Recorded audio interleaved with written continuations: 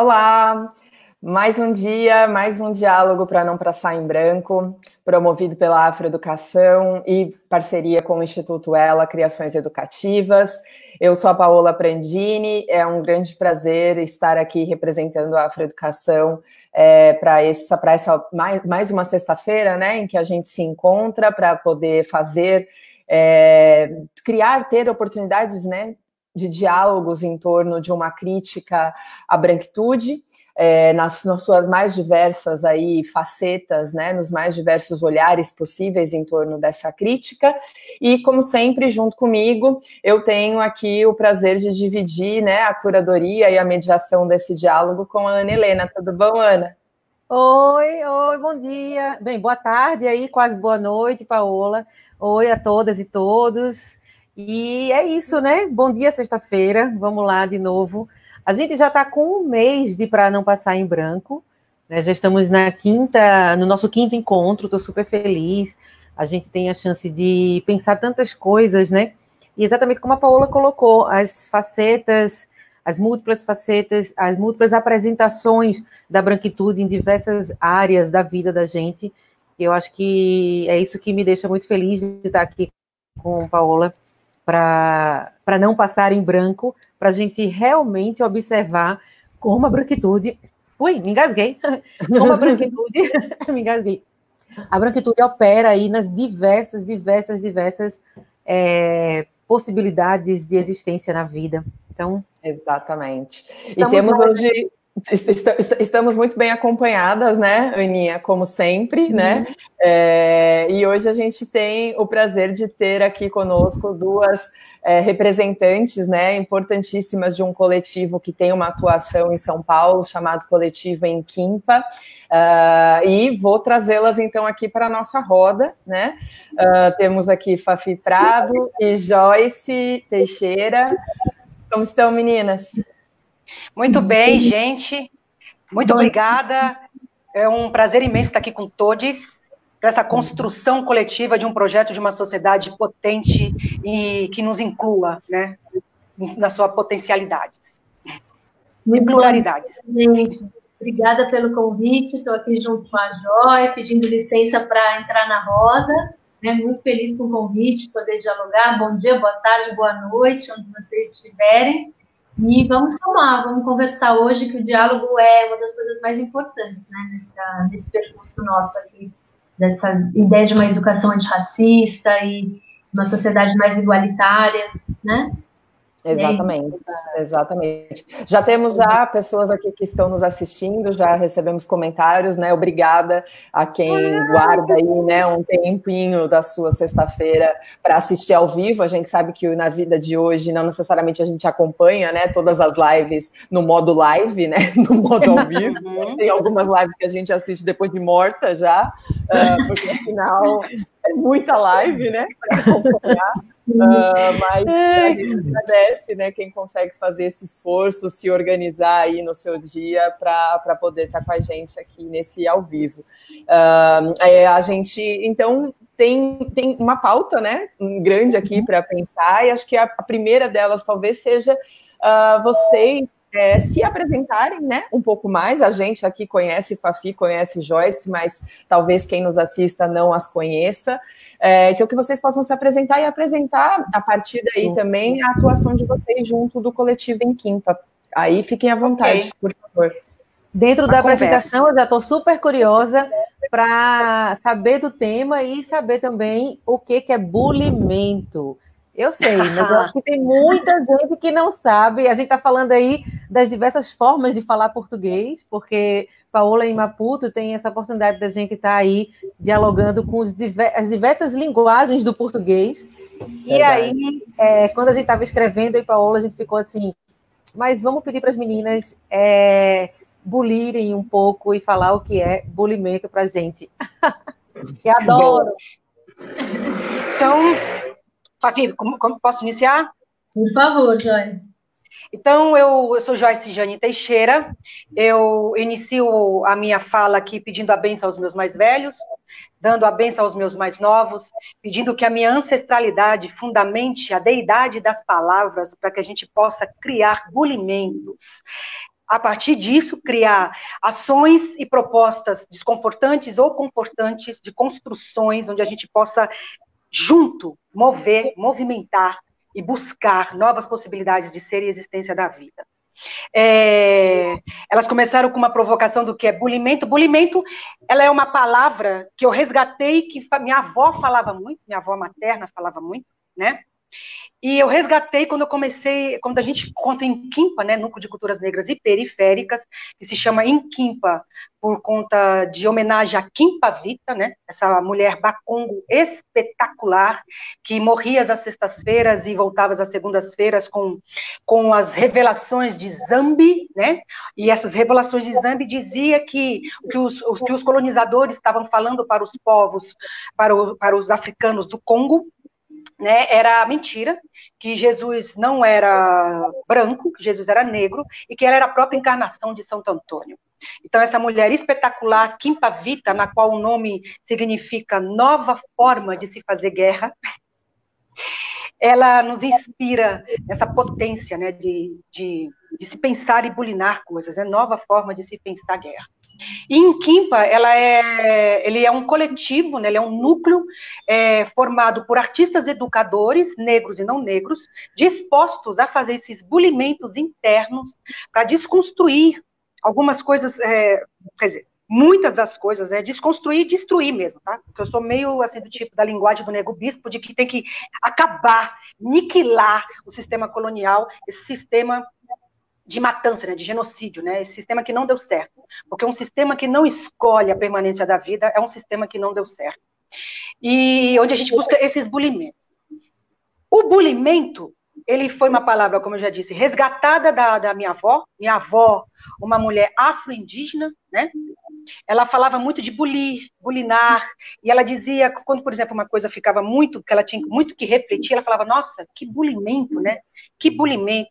E eu percebia isso, criança e até adolescente, quando ela colocava esse bulimento, eu percebia que é porque estava dando uma movimentação, vibração de mudança ou de reflexão sobre algo que faria com que o comportamento dela mudasse. E aí, o ano passado, com esse convite que a gente de fazer um podcast, né? E a gente queria trazer um podcast, onde de fato a gente queria trazer esses bulimentos, esses questionamentos, né? Como educadoras, como que é um corpo negro, feminina, né? Eu estou fazendo um resgate aí do nosso latim, né? Que é africano, né? Por mais que se fale que não é, mas é africano, uma língua africana. Feminina, o que é ser feminina nesse território que a gente aprendeu a chamar de Brasil, o que é afroeducação, o que é a educação, o que é exclusão, enfim. É por aí que a gente vai deslanchar hoje a nossa conversa, os nossos bulimentos, porque a proposta é que seja uma construção coletiva e também uma destruição desse sistema também coletiva. Eu vou passar a fala para minha amiga Fafi, também de núcleo, para que a gente possa dar continuidade aqui. É isso aí, Joyce. E a partir desses bulimentos, né, que a gente foi sentindo chegar até a gente, inquietar demais, há 3 anos atrás a gente se encontra, né, num programa de arte e educação pública aqui em São Paulo, na cidade de São Paulo, um programa que leva artistas educadores a trabalhar com crianças e jovens, majoritariamente na periferia da cidade. E aí, por ser um programa público e a gente ter se encontrado, né, dentro desse programa na responsabilidade, na ética de cuidar desse olhar mais apurado para o que é arte e cultura nessas infâncias, né, em relação a essas infâncias negras, periféricas, afro-indígenas, enfim, essa criança que está ali na nossa responsabilidade, né, e a responsabilidade de passar arte e passar cultura. Então, nesse contexto, a gente se conhece e dentro desse programa, já há um tempo atrás, mulheres negras já tinham encampado e começado essa luta ali dentro, através de um grupo de trabalho que se propôs a discutir dentro da Secretaria Municipal de Cultura a questão racial, né? E então foi um trabalho importantíssimo, que é muito importante a gente dizer dessas mulheres que começaram esse trabalho ali dentro, né? Mulheres negras, e que foi levando a uma necessidade da gente dar continuidade a esse grupo de trabalho. O grupo de trabalho não seguiu dentro da secretaria por motivos alheios à nossa vontade, ao nosso desejo, né? Mas a gente resolveu, então, se denominar Inquimpa, Núcleo Inquimpa, como núcleo independente que pesquisa formação artística e formação cultural, né, formação não só de crianças e jovens, mas também esse diálogo com educadores e educadoras para pensar questões como racismo, como as territorialidades, né, a própria branquitude crítica, porque a gente foi também entendendo que essa construção teria que ser mista, né, a gente teria também que trazer pessoas brancas interessadas nessa discussão de uma crítica à branquitude, porque justamente a gente viveu ali naquele contexto todas as opressões e todos os danos, né, tanto do racismo institucional, né, estrutural, como de branquitude que estava ali, né, no seu domínio. Sou eu? Será que projetos agora. Então, enfim, nesse contexto é que a gente decide a importância da gente realmente continuar do programa, né? Da gente continuar caminhando como no estamos aqui hoje, né? Incrível, acho que realmente essa, né? Nosso tempo que mantém de pé sustenta. Pois é, pois é. Firmes e fortes. Eu não sei se para vocês também está cortando um pouquinho a Tá Fafi. cortando. Eu ia perguntar, achando já que já era o meu, né? Eu falei, será que sou eu?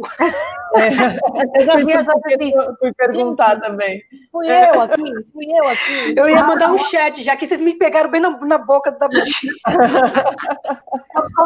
Deu para ouvir? Não, deu, mas deu uma cortada. E como eu estou sempre muito ligada nessa questão da internet, né, que a minha vira e mexe por estar no centro, acho que muita gente usa. Então, aí eu já fiquei achando que fosse eu, mas vi que não é. Talvez não, hoje a nossa primeira resistência... Deu para te ouvir. Deu para ouvir? Deu para ouvir, deu para ouvir. Essa, a internet. Então, exatamente, nesse exato momento, né, onde de fato, né, o Covid-19 nos convida, né, eu vou colocar assim para ser bacana, nos convida, né, a estar nesse mundo de lives, a estar nesse mundo de internet, onde a gente vê o quanto a gente não tem uma internet boa. E olha que eu pago aqui uma internet banda larga, e mesmo assim ela não é boa o suficiente para a quantidade de coisas que a gente precisa fazer.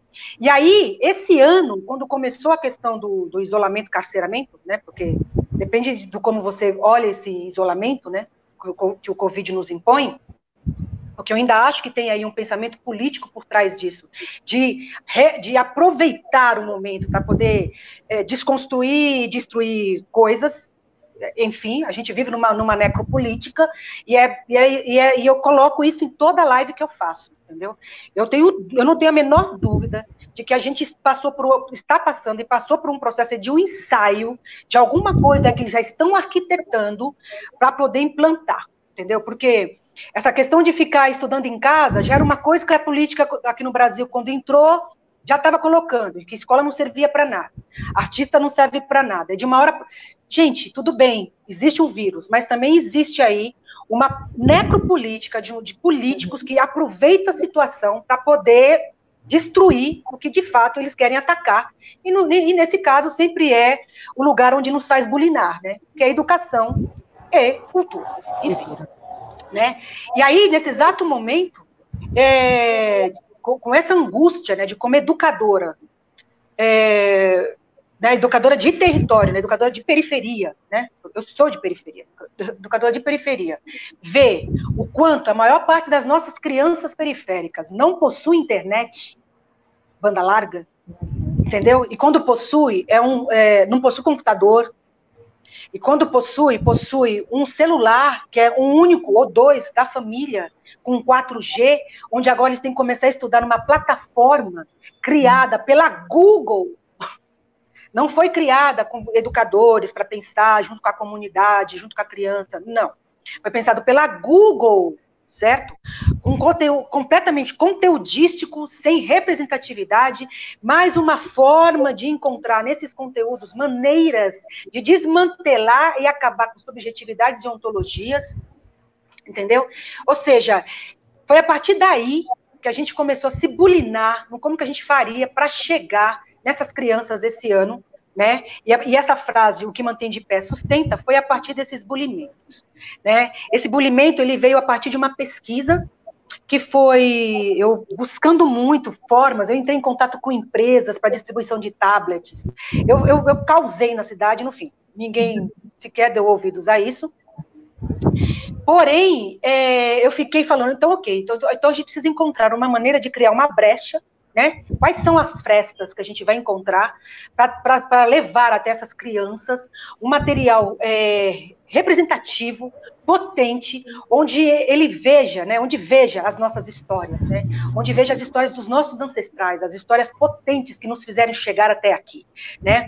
Tire esse olhar dessas histórias que nos desvalorizam enquanto pessoas, né? Que nos coloca sempre no outridade, né? Tá? Outridade, né? São os outros, né?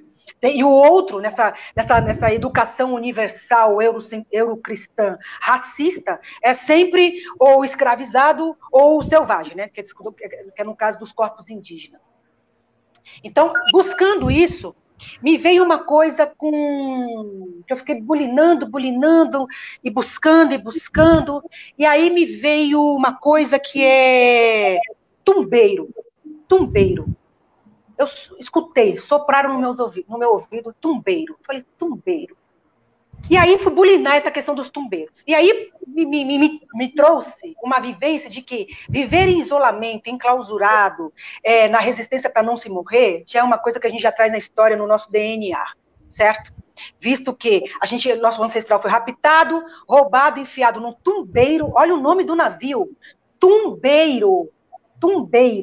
Colocado, né? Inclusive a Grada Quilomba também traz no livro, né? O desenho, né? Eu também até trouxe algumas coisas aqui do desenho desses tumbeiros, né? E eu descobri nessas minhas pesquisas que lá os nossos ancestrais em tumbeiro, eles comiam uma única vez por dia. E eram, né? Olha aqui a imagem, né? Desses tumbeiros. Né? E era restos da tripulação ou farinha com carne seca. Eles comiam uma única vez por dia. Aí você começa a falar, nossa, a alimentação, a única alimentação era essa? Era essa. E um outro dado que nesses meus bulimentos que eu fui buscando, que eu descobri, que eles cantavam o tempo inteiro. Os tumbeiros, os nossos ancestrais, cantavam o tempo inteiro. E como eram muitas Áfricas, então cantavam para os inquices, cantavam para os vudus, cantavam para a ancestralidade, cantavam. E aí me veio um insight de que o que mantiveram em pé não foi somente o alimento botado na boca, que se come para manter o corpo, mas também um alimento que mantém firme e viva essa ontologia do existir, de se pertencer, que é a ancestralidade, dessa ligação com a ancestralidade. Então, eu comecei a ver o alimento como algo além da comida, mas como algo capaz e potente dentro da educação de reconstruir essas subjetividades e ontologias, principalmente ontologias, para que a gente possa se ver corpos negros como povo. Porque se tem uma coisa que o sistema colonial da branquitude atingiu nos corpos negros, é que nós não conseguimos nos ver enquanto povo preto. O que não acontece com o judeu, o que não acontece com os japoneses, o que não acontece com os italianos. A gente é tirado esse lugar do pertencimento de algum lugar, né? É jogado aqui como se assim, ó, tudo que veio aqui agora da sua história aqui, é como se não tivesse um antes, certo? Não tivesse um antes de potência, de batalha, de construção, de matrilinearidade, entendeu? Me joga aqui no patriarcado machista, genocida, e me faz destituir, habita a minha subjetividade, a ponto de não me reconhecer como parte desse lugar, dessa ontologia. Então, o alimento, como um Exu, como o que movimenta a vida, como uma epistemologia de viver, de estar potente, de reconstruir coisas, né? E aí, a partir disso, a gente criou um material chamado Capanga Brincante, com as heroínas negras e os símbolos adinkras, que foram uma das formas dos povos acãs de tecnologias e linguagem, né? E palavras que fazem parte da língua portuguesa, que veio do quimbundo, do bacungo, do guarani, sugestões para que as crianças criem, a partir dos símbolos adinkra, o seu símbolo de poder, a sua dança de poder, e a partir disso, a gente conseguiu aí um apoio também com o Instituto Baobá, né, um apoio que foi pequeno, onde a gente fez a impressão desses materiais e foi entregue para algumas famílias da comunidade do Heliópolis, né, para onde a gente pensou o projeto, e distribuído com esse kit, né, de representatividade, ontologia e potência, com cesta básica. Então, o alimento no sentido de manter o corpo, o alimento no sentido de manter a ontologia ancestral. Fafi pode falar um pouco mais a respeito. Ai, que lindeza! É isso aí, foi aquele esforço, né, aquela movimentação. O que a gente vai fazer agora? Foi o isolamento, e aí correr, levantar esse material, mas sempre trabalhando nesse sentido, né, que a gente poderia criar como artistas também, né? Porque o nosso domínio de linguagem é a arte. Tudo que a gente faz é muito também performado, né? Pensado para ter esse sabor, né? Esse sabor, conhecer para além do lugar colonizado, né? Então é o jogo, é a brincadeira, é um lugar onde a infância ela é plural, né? Então levar um pouco também disso do nosso modo de fazer. E o bacana da gente, acho que que a gente está construindo enquanto pensa, né? A gente não está pronto, a gente fala muito disso, do inacabamento. Então, é testar, então é experimentar, trocar. Nós pedimos que essas crianças, quem tivesse a oportunidade, pudesse mandar de volta para a gente um pouco do resultado. Nós mandamos paninhos para fazerem massa e tal. Foi muito bacana, né? A gente viu alguns vídeos, crianças dançando, tinha lá um jogo com os adinkras, né? Com as personagens, com as heroínas, e elas também podiam inventar. Então é bonito ver também que essa troca de conhecimento, ela está em movimento, né? Também é sair desse lugar colonizador do professor, da professora, que dá uma atividade. Eu acho que é a gente também se colocar em movimento a partir do que a gente propõe, né? E para Molinense. E a partir disso, pensando mesmo os caminhos aí que a gente vai seguir. Vai ser muito bonito ver as crianças devolvendo para a gente, sabe, esse afeto, né, do jogo, da capanguinha que a gente criou. E o fato de chegar uma surpresa na sua casa, né, um material didático que não é utilizado no sentido padrão, comercial, né? E a gente andei vendo por aí também nessa quarentena muito material, muita escola distribuindo o gibi da Mônica. Gente, pelo amor de Deus, eu acho que é um momento também que a gente tem uma oportunidade tão grande de poder colocar os nossos projetos independentes, né? Projetos que deveriam também estar sendo aí financiados e patrocinados com um critério maior, esse olhar mais criterioso para o material pedagógico, e aí, enfim, acaba caindo nesse lugar comum, né?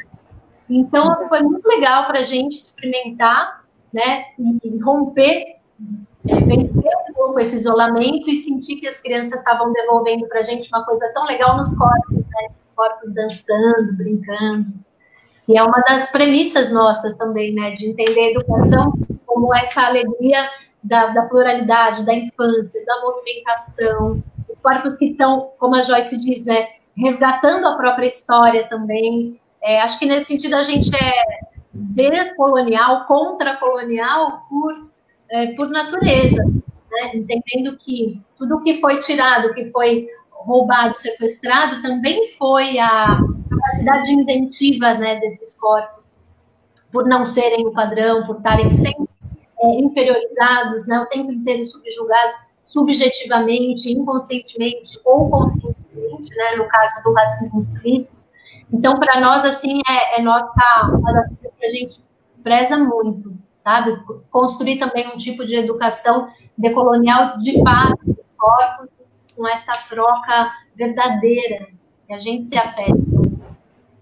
E buscando, né, esse lugar de que, tendo sempre em mente, né, que é uma das coisas que agora vem nos bulinando muito, né, como descolonizar os sentidos, né, os nossos sentidos são colonizados, né, do tipo, o que a gente escuta o que o colonialismo diz que é bom de música, né, mas quem que define o que é bom, o que é ruim? Então, o nosso gosto musical é colonizado, o nosso paladar é colonizado, o nosso olfato é colonizado, a nossa maneira de amar é colonizada, romancizada, entendeu?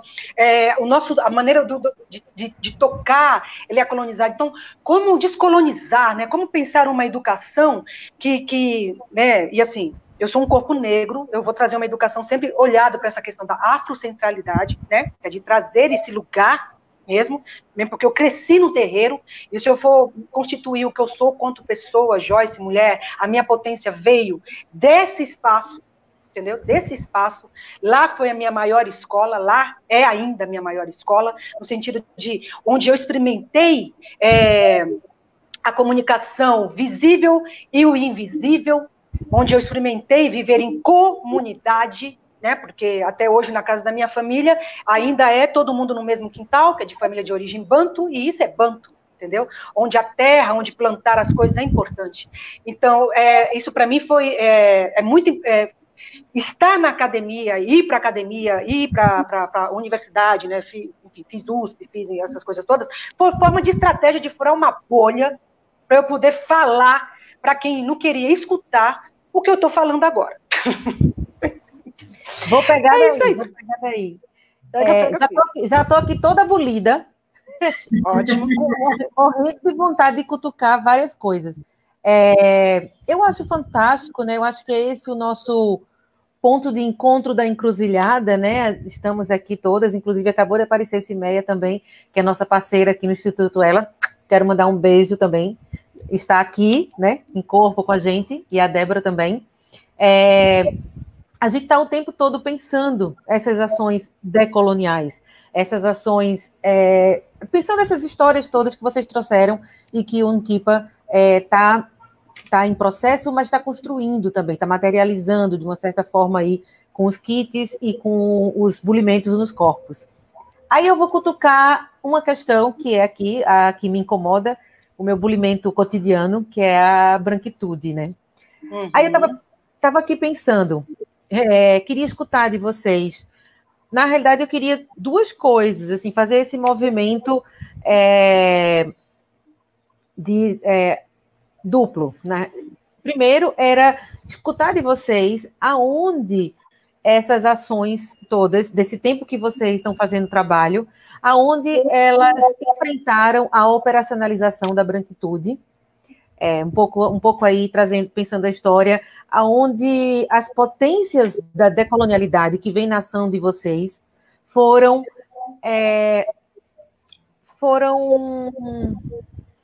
limadas, né? Foram não possíveis de acontecer porque esbarraram na branquitude. E, para não ficar só nas fragilidades, só na crítica, aonde vocês encontraram respostas a isso, sabe? Aonde a branquitude operou para poder limitar a ampla, né, possibilidade decolonial que está aí bulinando nas criações de vocês. Queria escutar um pouquinho. E como vocês conseguiram se refazer e ir fissurando essa branquitude para a gente poder aqui construir uma teia, né, de possibilidades da gente... Porque, para mim, acho que para mim a ideia, eu gostaria muito, né, o Xalá permite que a gente não fissure, que a gente derrube. Eu quero que a gente derrube essa bodega, assim, sabe, que caia. Porque esse arquiteto aí tá péssimo, que não caia. Mas, enquanto isso, a gente vai fissurando, né? A gente vai fissurando, jogando a água para amolecer. Queria escutar um pouquinho isso. Aonde apareceram e aonde a gente vai fissurando, jogando as águas para poder amolecer esse tijolo para cair de vez? Então, aonde apareceram? Na instituição. A gente, quando começou, quando começou, né, a gente era um grupo de trabalho de artistas educadores dentro de uma instituição, Secretaria Municipal da Cultura. A gente, enquanto estava em discussão, estava tudo muito lindo. Na hora que começou a ação, a agir, que não dá só para ficar discutindo, né? A gente não dá só para ficar discutindo. A ideia é realmente agir. Essa discussão, ela precisa passar no discussão, a ação. Ela precisa vir no campo das ações. E aí, quando começou a se vir no campo das ações e que viu a construção de uma rede que a gente criou com um território, aí barrou. Barrou num grau a ponto de, no ano seguinte, não ter mais grupo de trabalho. Não teve mais grupo de trabalho. Isso é uma visão minha, tá? A Fafi também pode colocar a respeito do que ela acha. Então, assim, para mim, aonde a branquitude barrou, para mim foi claramente nessa instituição, porque a discussão com as ações começou a denunciar uma ignorância e uma falta de vontade também de querer aprofundar, né, nos traumas para causar a cura, para causar uma outra, para trazer uma outra coisa, enfim. Então, essa não disposição para querer olhar algo que as ações estavam escancarando foi onde teve o barraco. E aonde a gente teve o apoio?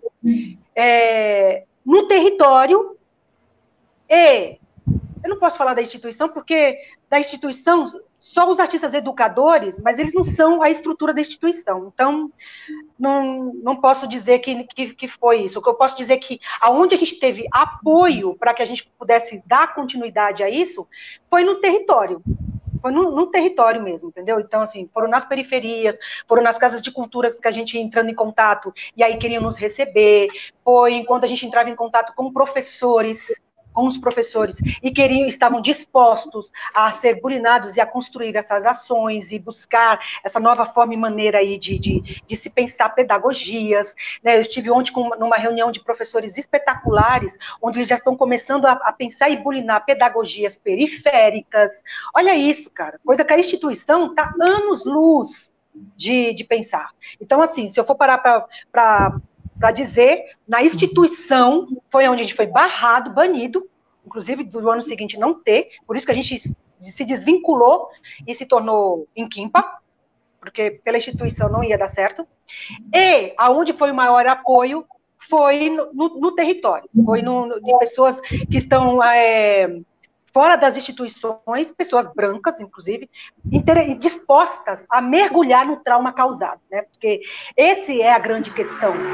Eu percebo que quando pessoas pretas, vêm com ações onde faz a pessoa bulir um lugar que ela não está disposta a bulir, é que o caldo entorna. Aí o caldo entorna. Aí vem o white fragility, sabe? O white fragility, da D'Angelo. O choro. Onde já se viu, eu não sou racista, onde já se viu, você é agressiva, porque eu já fui taxada de agressiva, como é que chama? De agressiva, como é que é? Que eles falaram para mim uma vez, como é que eu escutei, eu falei, nossa, essa é nova. De quem não tem delicadeza para falar, entendeu? De quem não tem delicadeza, agressiva, o que eu tô falando não é, não, peraí, não. Ai, que exagero, isso é interpretativo. Não, isso não é uma violência, entendeu?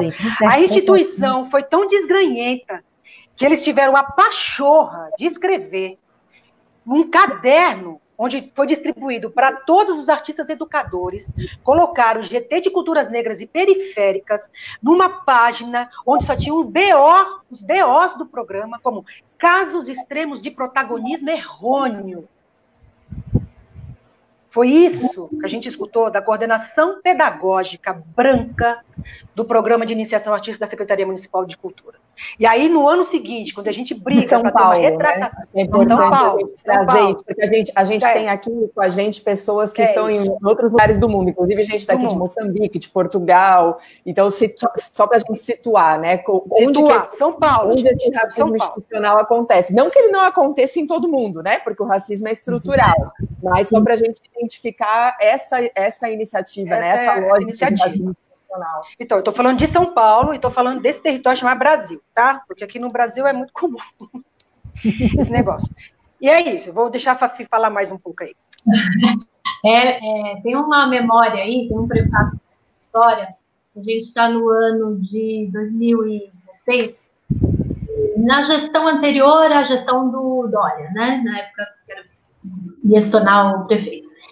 E em 2016, a antiga gestão pede para o programa uma eleição direta, né? Que é um edital, né? Nós fazemos parte de um edital, mas ele pede ao programa que faça uma eleição direta entre os administradores para indicar um coordenador com quem a gestão iria conversar, né? Com quem na época a secretária, iria conversar.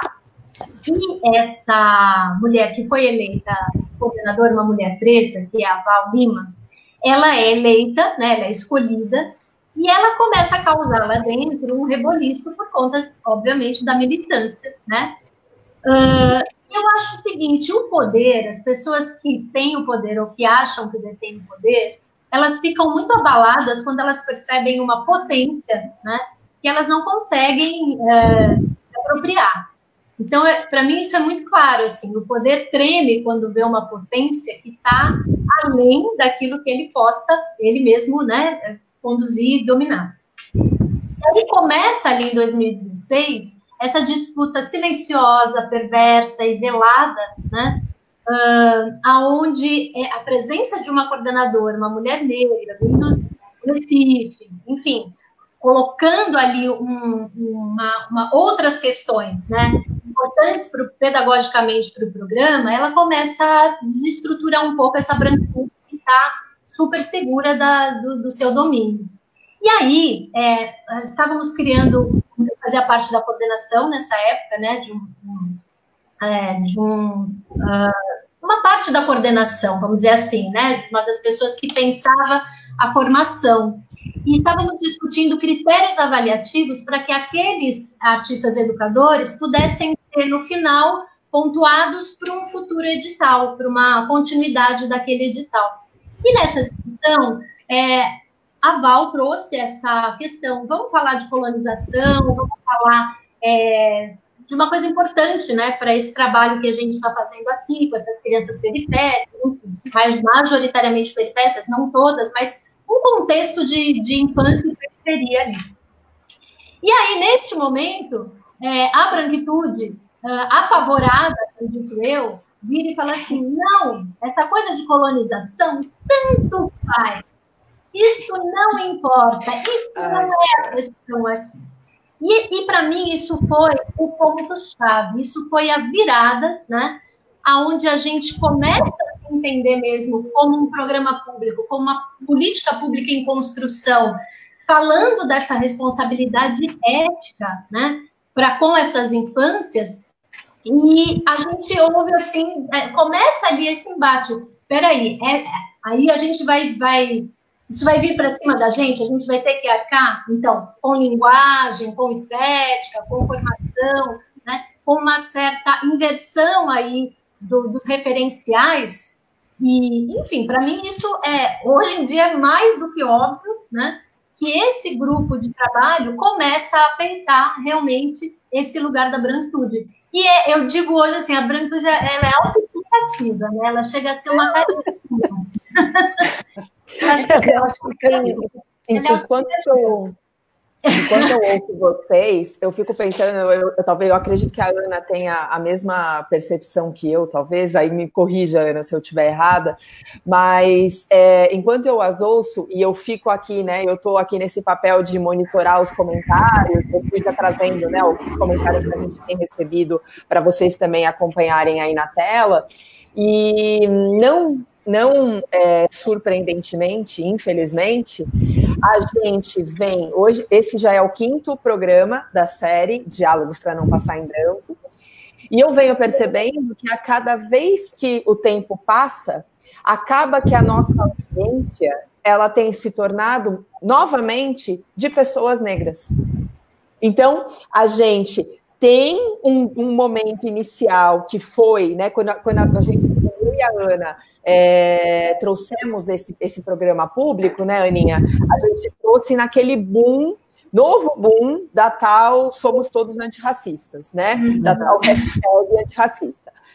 Que era uma hashtag que nos incomodava, porque eu e a Ana, a gente está nisso há 15, 20 anos, então, assim, a gente né, faz uma leitura crítica à nossa branquitude já há muito tempo, mas ok, já que virou moda, então vamos pensar uma outra estratégia em tempos de pandemia para fazer essas discussões. E aí eu fui percebendo, né, acompanhando os comentários, que a gente tinha mais pessoas brancas nos assistindo e nos acompanhando.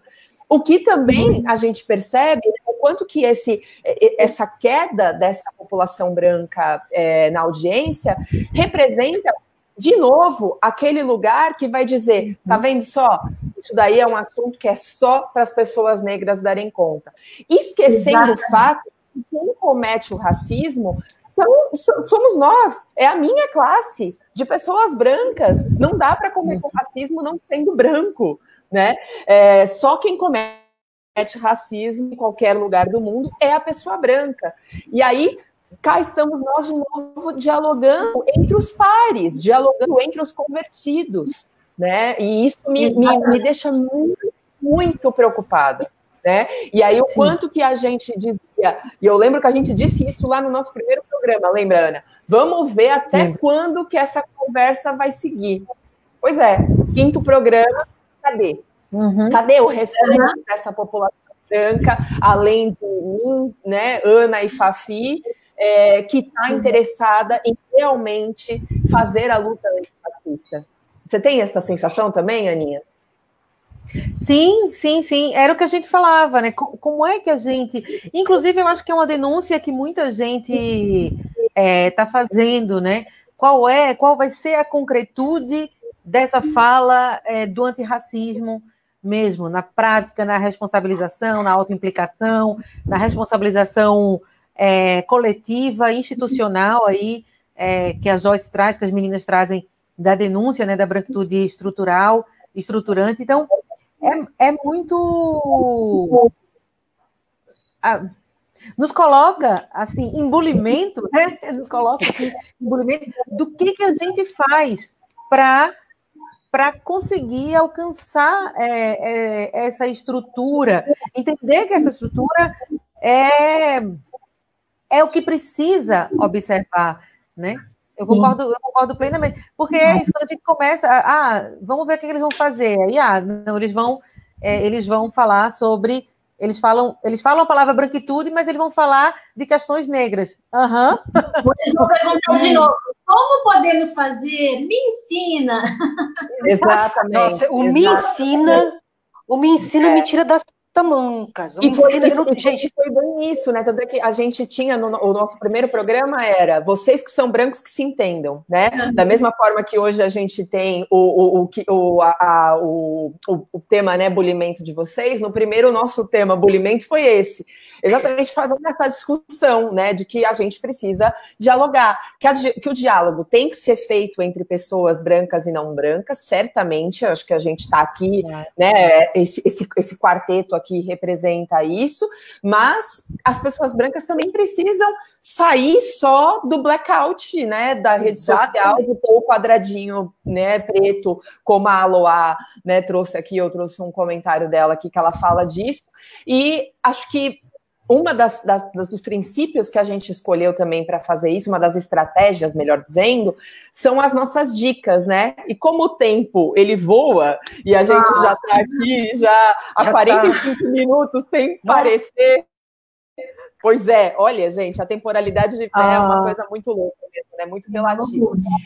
Mas são as nossas dicas, e eu acho que, já falando das dicas, a gente pode trazer caminhos possíveis para quem realmente está interessado se aprofundar, né? Nessas questões, nesses diálogos, e eu gosto muito da dica que a Fafi separou. Conta aí, Fafi, qual que é a sua dica, porque eu acho que ela já pega um gancho para isso que a gente está trazendo aqui, né? Eu vou até introduzir a minha dica com uma outra dica que não pode ficar de fora aqui do que a gente está falando.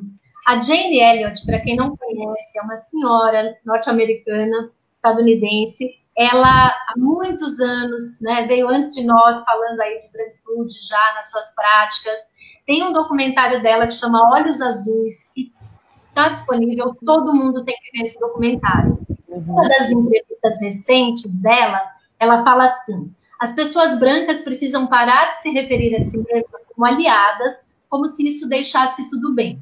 Elas precisam se educar contra a ignorância que foi derramada sobre elas quando estavam na escola. E precisam entender que elas são a razão pela qual tanta gente está brava. Jane Elliott. E aí, falando nessa coisa da educação, de como também a nossa formação é cheia de lacunas, a nossa formação é extremamente colonizada, nós como educadores, né? E mesmo assim, não só os educadores, né? Qualquer pessoa nesse território chamado Brasil, qualquer pessoa branca foi mal educada, né? Então, nesse nosso percurso aí de Niquimpa, descobrimos esse tesouro aqui, do nosso crush, a gente chama ele de crush, ele sabe disso, que é o Luiz Rufino. É o Pedagogia das Encruzilhadas, que é uma obra muito bonita, é a tese dele, né? Ele faz parte de um projeto poético, ético, antirracista. O que eu acho lindo é que ele traz uma dimensão realmente poética para a gente reafirmar essa necessidade de outras epistemologias. Então, é um livro também muito bonito de ler, né? Ele traz, assim, ele bota na mão os tesouros. É um livro muito encantado, ele fala também dessas sabedorias de encantamento, de terreiro, né?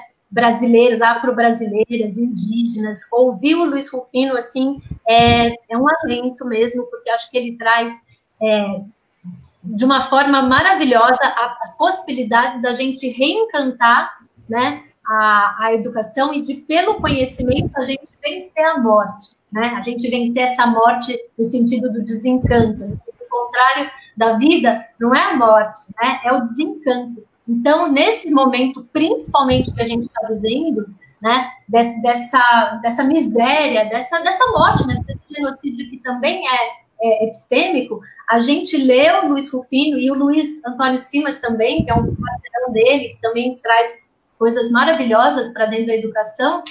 Eu acho que são, assim, realmente lugares onde a gente pode, inclusive, se sentir fortalecido, sabe? Que é possível uma outra educação, que é possível a gente descolonizar contra o horror, contra todo o horror da necropolítica, né? Enfim, do racismo e de toda essa cultura hegemônica que em nós também causou dano, né? Então, acho que juntar essas duas dicas, deixar a Jane Elliott para vocês assistirem o documentário e a Pedagogia das Encruzilhadas, trazendo Exu também como essa inspiração, né? Que virou o diabo na mão do colonizador, e de diabo ele não tem nada, ele é por encantamento de vida. Então, é muito legal para os educadores, acho que irem fazendo esse percurso aqui, vadiando por esses saberes. Perfeito. Perfeito, não, super bem lembrado, né? O documentário da Jane Elliott está disponível online, então é muito fácil, né, de conseguir assistir no YouTube, é bem tranquilo.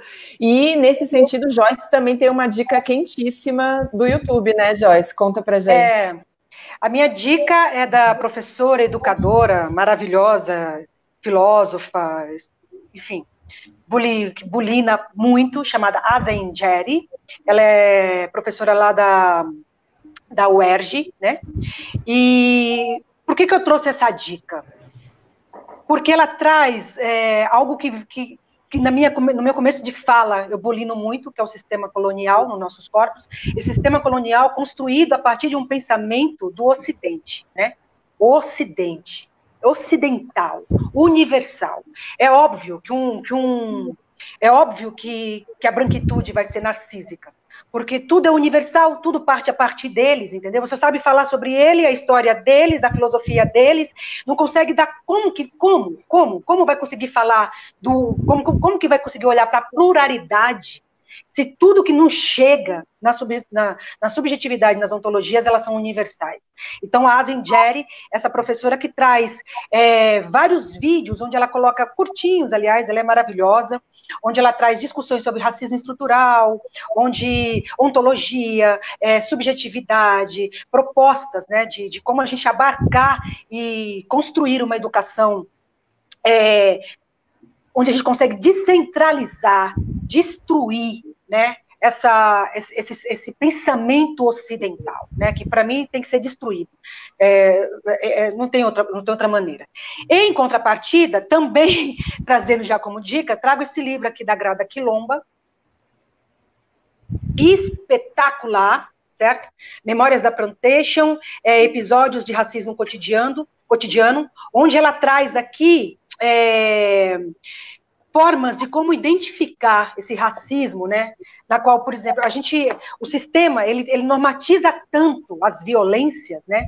Que é muito comum pessoas negras sofrerem a violência e falar, nossa, mas será que isso é violência? Nossa, será que isso foi mesmo? Nossa, será que veio isso?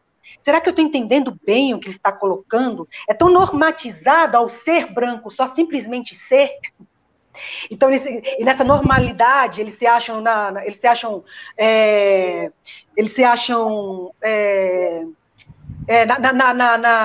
liberdade de cometer as violências, né?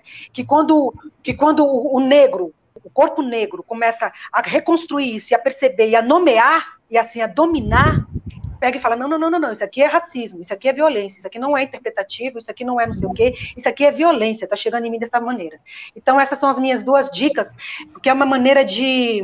A professora Azingeri coloca muito isso, e eu também venho me colocando muito isso, sabe? De que talvez a proposta não seja mais ir contra o sistema, sabe?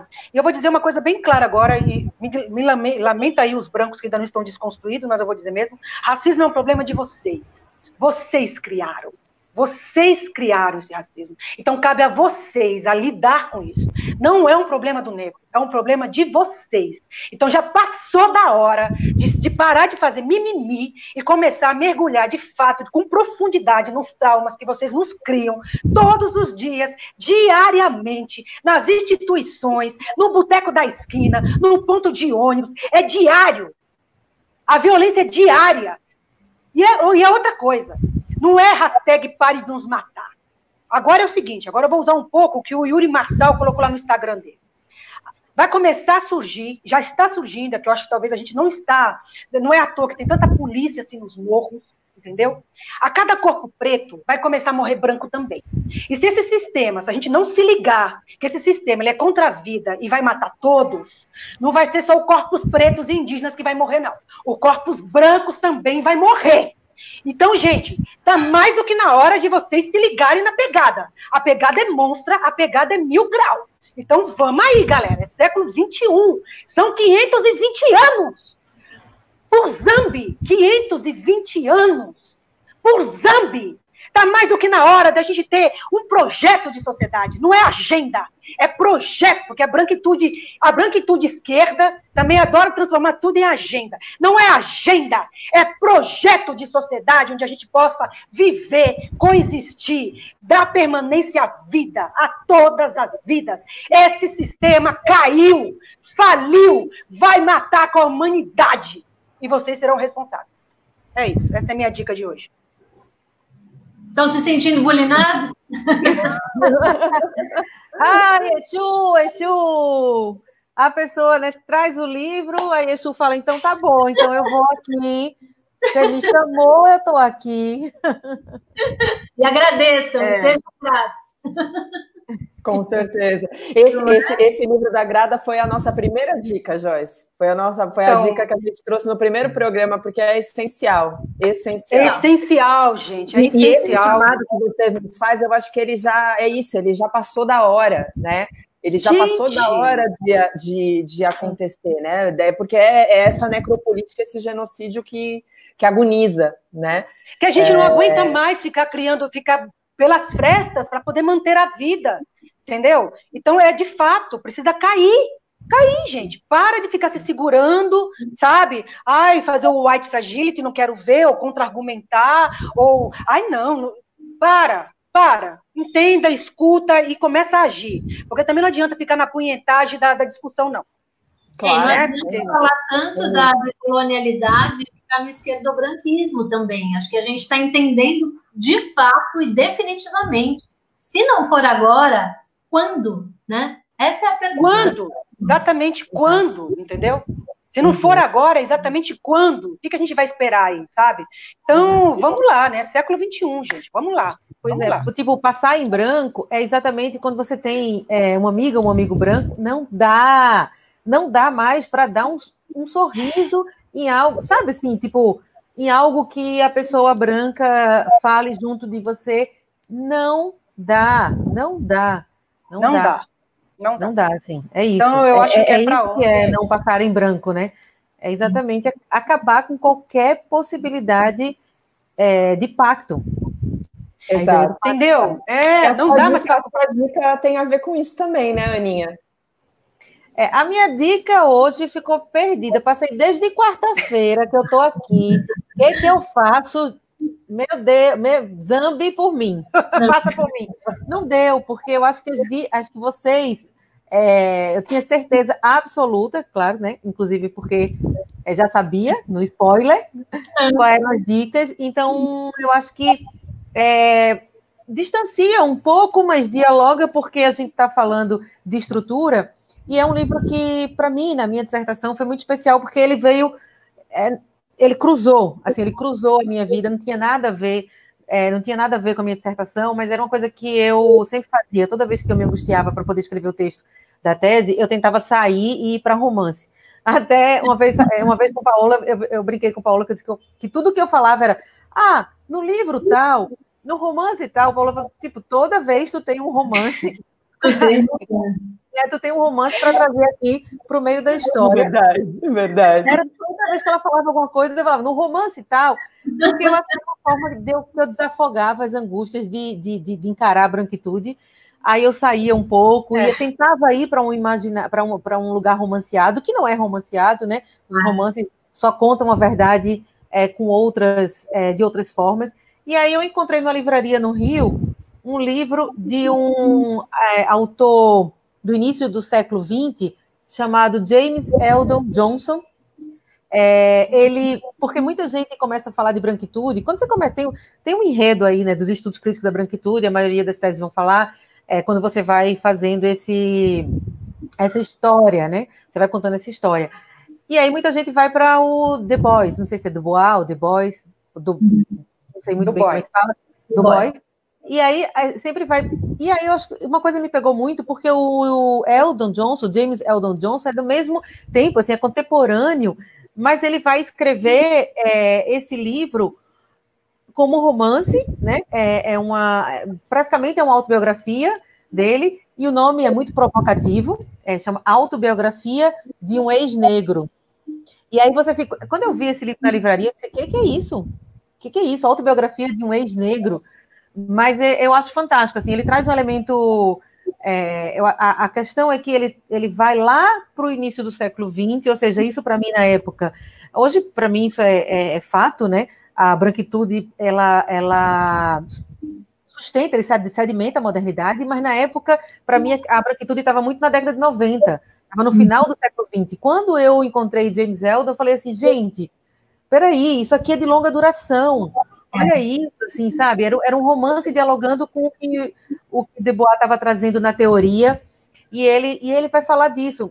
Também um relato que fala da mestiçagem americana, que é uma coisa interessante, porque eu estava debruçada na mestiçagem, nas esquizofrenias da mestiçagem política brasileira, e aí ele traz a mestiçagem americana e os danos da forma como foi enfrentada a mestiçagem americana num processo segregacionista.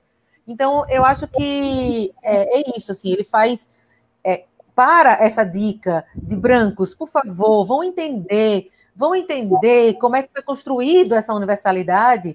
Então, o romance é bem interessante, porque ele vai lá no iniciozinho do século e ele vai denunciando essa branquitude americana que aparece no assassinato do George Floyd.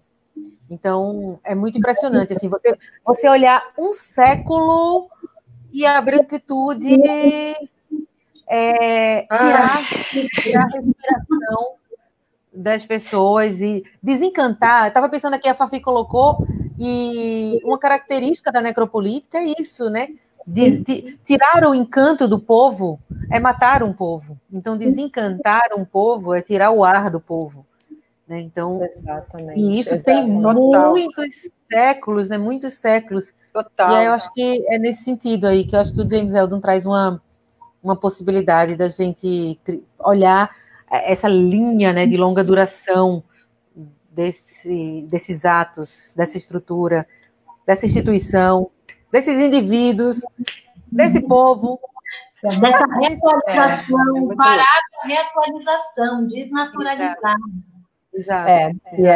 E a dica que eu separei hoje, eu acho que ela super dialoga, né, com o que a gente está trazendo, porque ela é para mim, pelo menos, foi o livro que eu fui debruçar sobre o conceito, né, de branquitude no Brasil de maneira mais explícita, e eu acho que é um livro fundante, assim, é fundamental para qualquer pessoa que tiver interesse, né, em fazer uma leitura crítica a esse privilégio branco, precisa, né, definitivamente ler o Psicologia Social do Racismo, né, que é um livro aí de uma coautoria, né, entre as professoras Iraí Caroni e a professora Maria Aparecida Bento, que é uma voz importantíssima, não só na academia, né, brasileira, mas também nas lutas antirracistas, né, nos movimentos sociais negros organizados no Brasil, que está à frente já há mais de 20 anos do CERT, né, o Centro de Estudos de Relações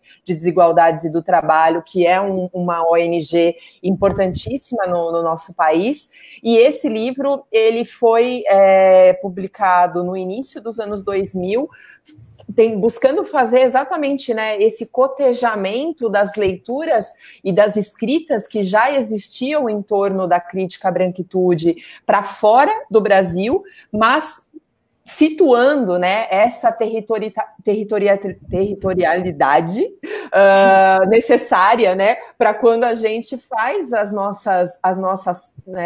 nossos diálogos, que a gente precisa situar também o território do qual a gente está abordando, e o Brasil é esse lugar, né, assustador em que o racismo é tão vivo, mas em que, ao mesmo tempo, se consome as culturas negras, né, de uma forma tão absurda a ponto da gente, da branquitude, se apropriar dessas culturas quando convém, né, quando é conveniente, quando vale a pena, eu vou bancar a pessoa engajada, né, e aquela que vai sambar conforme a música, mas que não necessariamente vai pautar, né, a lógica racista na sua própria desconstrução dos seus privilégios, né, e que vai realmente ceder o seu corpo branco para servir de armadura a esses corpos negros que estão na mira, né, então,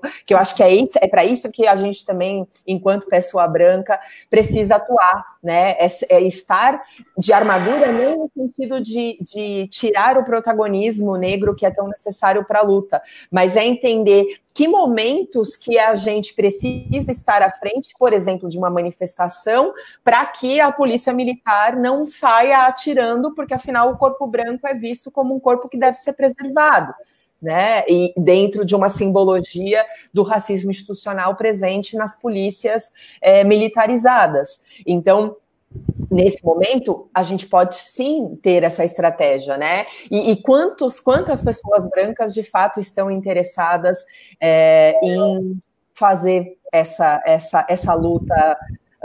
E aí eu sinceramente tem horas que tem dias que eu acho que eu fico bem desmotivada, assim, né? Vem aquele banzo mesmo de você falar, meu, será? Né? Será? Até que ponto, né?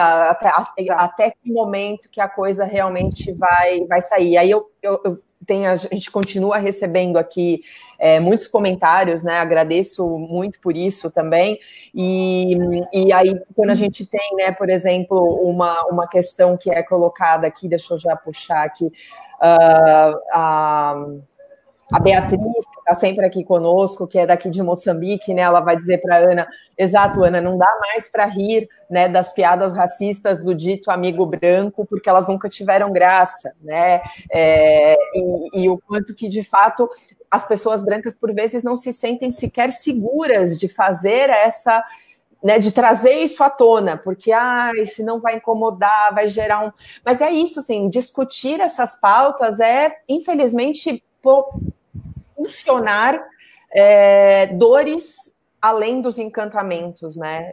Quem dera fossem só os encantamentos, mas infelizmente não é, e a gente precisa se colocar, né?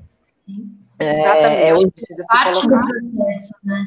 Fábia, você falando do Psicologia Social do Racismo, nesse livro tem a frase da Edith Pisa que eu mais gosto sobre esse processo, que ela fala que o branco, quando se descobre a identidade branca, é como se ele tivesse enfiado a cara num vidro.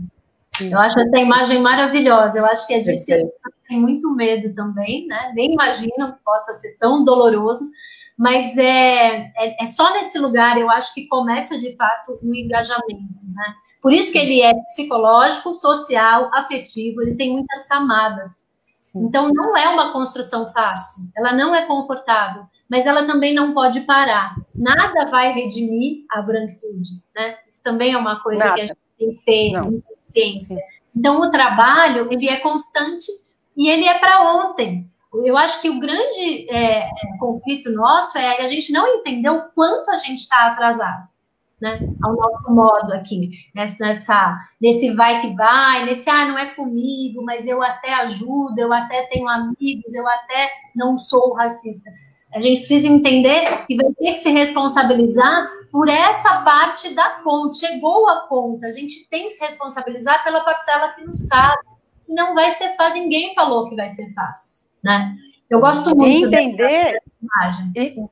E entender também que tem danos que nunca mais não vai sanar, tá? Tem dores que não vai sanar, entendeu? Entender também esse processo, sabe? Que muito o que muito pega um corpo negro é essa destituição da humanidade.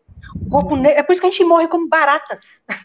A gente não é visto, a subjetividade histórica dessa branquitude brasileira é construída no lugar onde o corpo negro e indígena não são humanos, entendeu? É por isso que a gente morre como baratas, é por isso que as nossas crianças pretas morrem dentro de casa. Gente, sabe? Enfim, então entender que chegou a conta, certo? E a conta, ela está nesse lugar de permanência da vida de todos. Parou, não acabou essa história, sabe? Todos. Porque na hora que interessa que todos somos humanos, aí essa frase é soltada, né? Nossa, como eu ouvi essa frase agora nessa última vez, essa coisa aí que do movimento dos Estados Unidos lá, né? Do Black Lives Matter, pegou potente, nossa, todas as vidas importam, nossa, gente, essa ignorância que a branquitude insiste em ficar, é que eu acho que acabou, sabe? Porque é uma ignorância fabricada, né? Porque tem possibilidades, tem formas de como ir buscar, ler, sabe? Se estiver de fato disposta a mergulhar no trauma para poder construir uma outra coisa, beleza. A ideia é essa, entendeu? Porque ela é, acima de tudo, esse racismo, ele afeta, acima de tudo, a economia. E mexer em economia de determinadas estruturas é mexer em privilégios. E aí, eu quero mexer nos privilégios que eu tenho a vida inteira? Mas quem fez foi meu avô, quem fez foi meu bisavô. Meu, exatamente. Né? Exatamente. Evolui aí a discussão. Exato. Evolui a discussão. Nesse sentido, Joyce, a gente tem feito aqui a cada programa, né, um que a gente chama de uma hora do desafio, né? E nessa hora do desafio a gente tem desafiado, de fato, né, as pessoas que nos assistem, que nos acompanham, a promover uma reparação, né, de diferentes formas. E a gente tem tentado, inclusive, né, priorizar a reparação econômica, porque a gente entende que fazer reparação econômica também é essencial nessa construção de uma luta verdadeira, né, legítima, antirracista.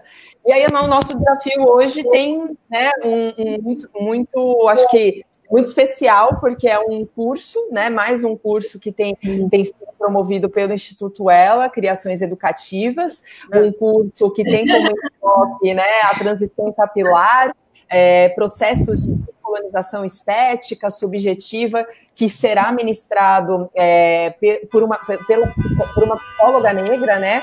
A Ivani, que é, enfim, uma pessoa essencial, né, na luta antirracista, não só dentro da psicologia, mas também fora da psicologia, né, Ana? E a Ana pode até contar um pouco mais desse curso. E a nossa intenção é agora fazer esse chamado, né? O curso inicia hoje. No entanto, há pessoas que estão em contato com o Instituto Ela, que têm muita vontade de fazer o curso, que não têm condições financeiras para fazer o curso, e a transição capilar é algo que tem um ponto, vamos dizer assim, muito frágil dessa construção da autoestima das mulheres negras, principalmente das mulheres, né? Que para nós brancos, talvez muita gente branca sequer tenha ouvido falar no termo transição capilar, porque dentro da nossa bolha branca isso não é uma questão, mas que dentro dentre as subjetividades das mulheres negras, isso é um ponto essencial de ser olhado e de ser dialogado. Então, o curso ele existe para isso, né, Ana? Quer complementar um pouquinho?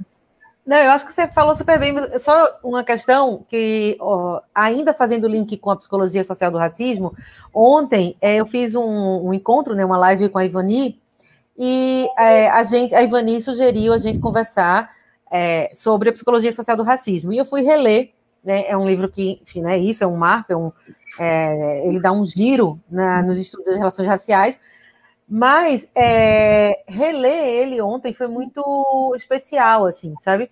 Foi muito marcante, porque muita coisa mudou nesses 15 anos da minha vida, quando eu encontrei o livro pela primeira vez, e como é necessário falar sobre essa mestiçagem política, sobre essa questão da identidade, como a psicologia social. Escutar a Ivani falando ontem do livro foi, assim, muito forte para mim, sabe? Porque olhar a Ivani Oliveira, sabe? Aonde ela está hoje, a importância dela na psicologia social de São Paulo. Falar do livro é olhar e falar assim, esse livro realmente ele dá um giro, né, na epistemologia dos estudos das relações raciais. E aí, eu não vou falar nada do curso, eu só vou reproduzir um spoiler que a própria Ivani deu ontem, que eu achei maravilhoso. Eu estou aqui já pronta para ir, eu já estou, inclusive, aqui eu vou ficar até 6 horas da noite para escutar a Ivani de novo. E ela falou uma coisa linda, assim, ela deu um pequeno spoiler do curso, que foi como é que repensar a decolonialidade pode ser repensar o próprio processo de autoestima.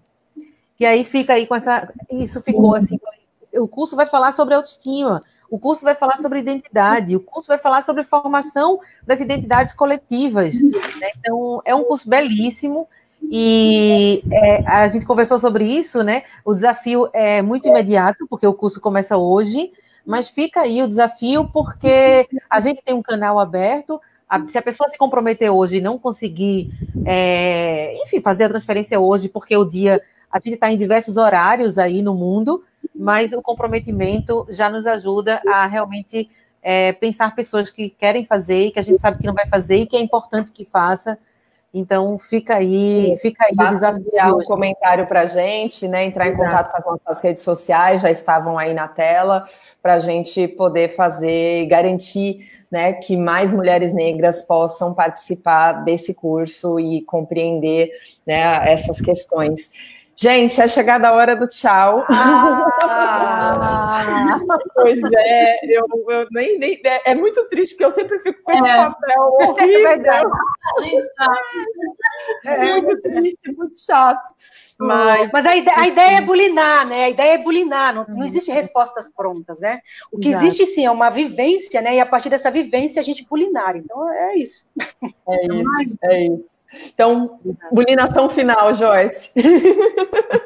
A bulinação final é que o que eu mais percebo que é necessário nesse exato momento é uma disposição a realmente se bulinar, a bulinar esses sentidos, né? Enquanto vocês estavam passando aqui os comentários, eu vi uma professora, não sei se era uma professora, eu sei que o nome dela é Shirley, eu não consegui anotar, tá? Foi rápido, eu não consegui anotar. Onde ela estava dizendo que... Eu vou te dizer que ela é minha mãe, Joyce, tá? Que ótimo. Então, ela colocou uma coisa que, de fato, me pega, é o que eu mais escuto de professores, né? Como é que a gente faz uma educação contra-colonial se a gente está o tempo todo tão atripulado, né, quanto professor, não consegue estudar, não consegue... A dica que eu dou de bulinada final é questione tudo.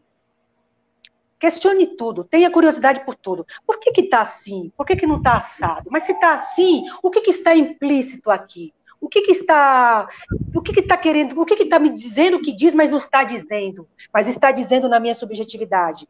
Questione. Isso é o fundamento do bulimento, sabe? Para o professor, eu acho que esse é essencial, assim, sabe? Porque eu também já estive em sala de aula o tempo inteiro. Entendeu? O tempo inteiro. Eu sou formada em arte e educação, eu dava aula das 7 da manhã às 11 da noite.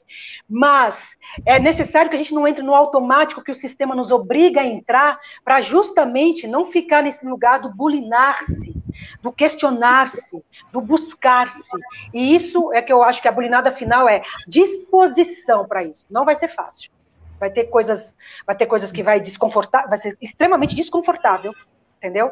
Vai dar vontade de vomitar, então vomite e vê o que acontece aí. É isso. Essa é a minha bulinada final.